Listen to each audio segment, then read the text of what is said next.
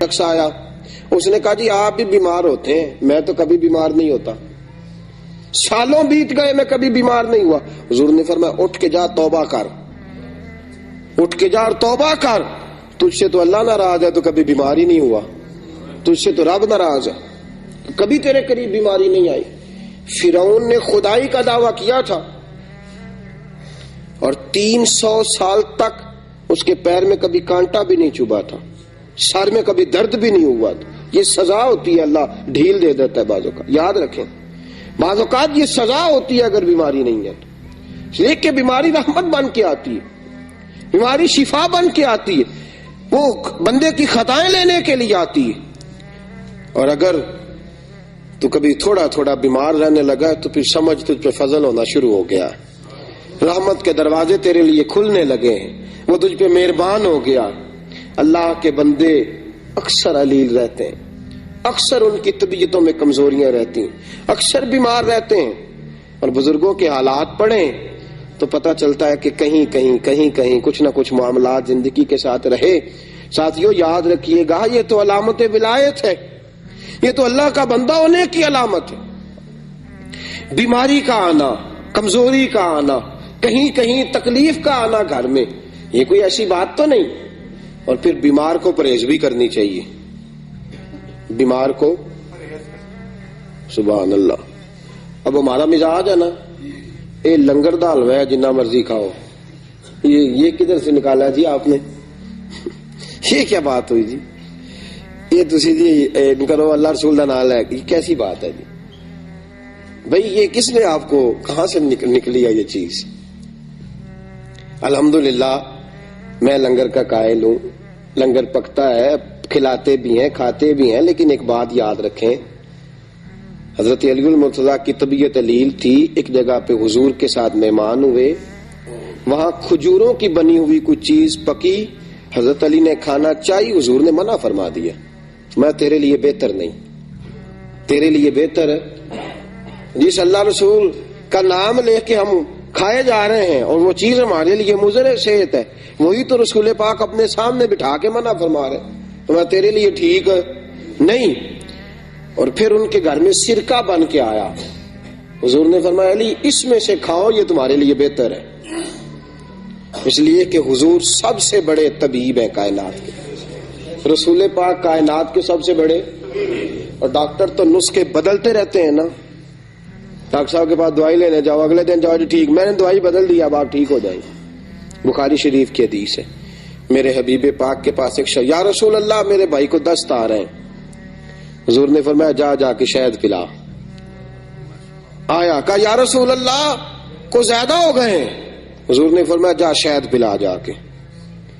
پھر آیا, کہا حضور بڑھ گئے ہیں, فرمایا تیرے بھائی کا پیٹ جھوٹ بولتا ہے, اللہ کا نبی سچ کہتا ہے, تیرے بھائی کا پیٹ جھوٹ بولتا, اللہ کا نبی سچ, جا کے شہد پلا.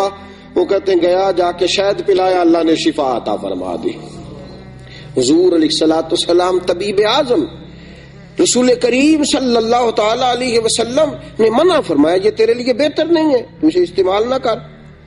تو یہاں اس بات کو ذہن کے اندر رکھیں کہ جو چیزیں اللہ تبارک و تعالیٰ کی پیدا کردہ چیزیں ہیں, تو جس طرح بہت ساری چیزوں کو اللہ نے مسلمانوں کے لیے ویسے ہی حرام قرار دے دیا ہے, اگر آپ کی طبیعت ٹھیک نہیں ہے اور کچھ چیزیں آپ کے لیے مضر صحت ہیں تو دین اس کی گنجائش دیتا ہے آپ کو, اس پر پورے دلائل رکھتے ہیں ہم کہ ان چیزوں کو نہیں استعمال کرنا چاہیے, رب رسول نے منع فرمایا. تو ہم اگر بے دھڑک ہو کے خود اپنا نقصان کریں گے تو یہ بھی تو ایک بات بری ہے نا.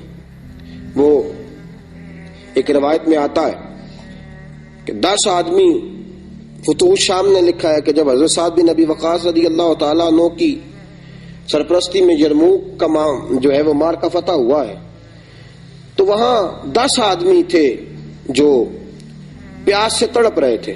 ایک کے پاس پانی لے کے گئے تو اس نے کہا نہیں دوسرے کو پلاؤ, دوسرا, تیسرا, چوتھا, 5واں, اب 9 آدمی وصال کر گئے. 10ویں کے پاس پانی گیا تو اس نے پی لیا. بعد میں کچھ لوگوں نے سوال کیا, کہا جناب آپ نے کیوں اشار نہیں کیا؟ تو انہوں نے کہا کہ چونکہ میرے پہلے 9 ساتھی شہید ہو چکے تھے, اب میرے پاس بندہ کوئی نہیں بچا تھا اشار کرنے کے لیے, اب اگر میں پانی نہ پیتا تو خودکشی ہوتی, اب خودکشی ہوتی, اب اگر میں نہ پیتا اور اللہ کی بارگاہ سے سزا دیا جاتا. اس لیے دینی معاملات جو ہیں ان کی جو حدود ہیں ان کو وہاں تک رکھا جائے گا.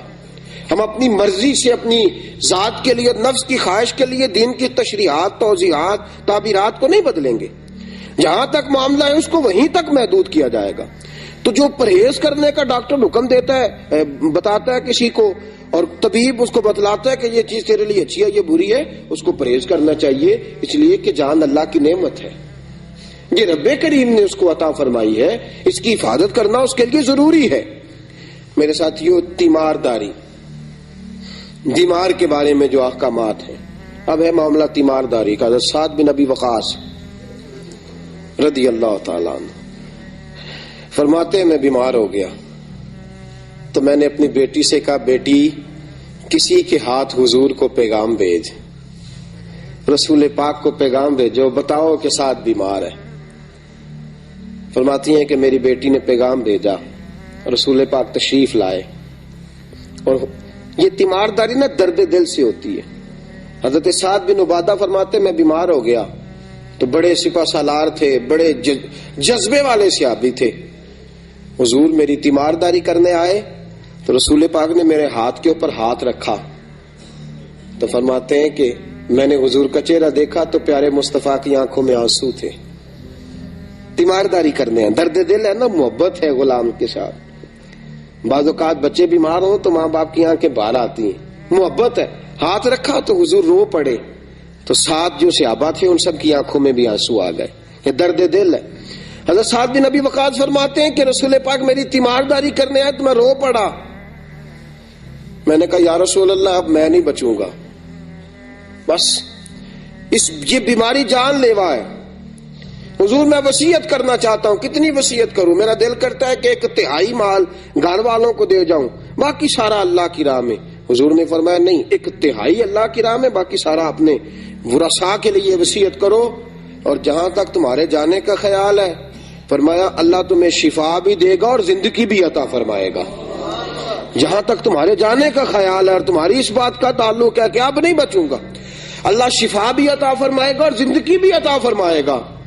حضرت سعد بن ابی وقاص فرماتے حضور کے وہ جملے تھے، ساڈے نبی دی زبان ساڈے واسطے قرآن، رسول پاک کے وہ فکر اثر بن کے دل پہ لگے. اللہ نے مجھے شفا بھی عطا فرمائی اور حضور کے بعد کئی سالوں تک اللہ نے زندگی عطا فرمائی. کئی سالوں تک رسول پاک علیہ الصلوۃ والسلام کے بعد تو بڑی جلدی دل چھوڑ جانا بیماری کے عالم میں، یا لواحقین کا یہ کہہ جانا کہ بس بھائی اس کی بھی اجازت نہیں ہے، ہم کیا کریں گے، ہمارا جو مریض ہوگا اس کو تسلی دیں گے. اگر وہ کوئی ایسا جملہ کہے گا بھی تو ہم اس کو جواب میں سمجھائیں گے کہ شفائیں اللہ کے پاس ہے، وقت اللہ نے مقرر فرمایا ہے. اللہ تبارک و تعالی ہی اس وقت مقررہ پر سب کے ساتھ یہ معاملہ کرے گا. ضروری نہیں.